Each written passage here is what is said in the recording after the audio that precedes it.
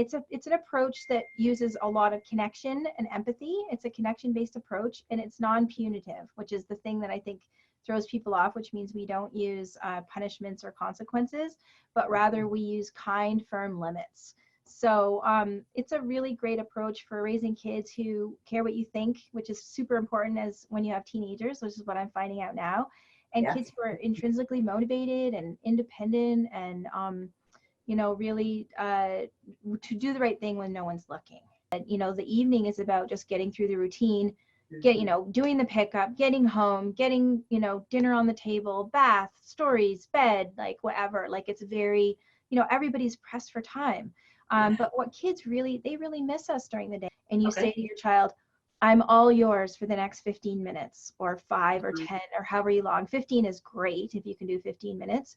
What would you like to do? So usually it's something super painful that they want to do, like play Frozen or, dress up or like, something that we're like, oh God, I don't think I can. But I say to parents, like, you can do anything for 15 minutes, right?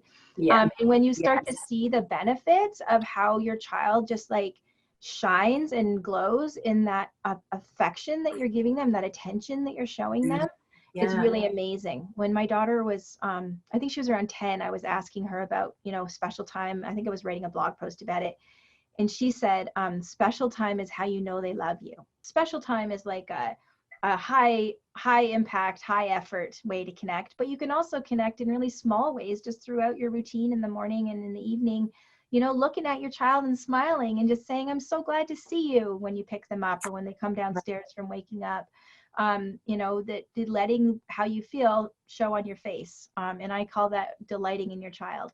And that is really like, of course it takes remembering to do it, but it's a super, super low effort way to build that connection when they're interacting with each other, because often we unwittingly contribute to sibling rivalry, both in how we intervene in sibling fights and the rules that we have in our family around sharing and turn taking. Can you explain a little bit more about that? Like what you mean? Yeah, so whenever we intervene, we have to make sure that we're not intervening in favor of one sibling or the other, that we're always going in, even if we think we know what happened, even if we think we know exactly what, who's right and who's wrong, and we're careful never to favor one over the other. Anytime you intervene and say, okay, well, you obviously were doing this, so give this to your sister, blah, blah, blah, blah, blah.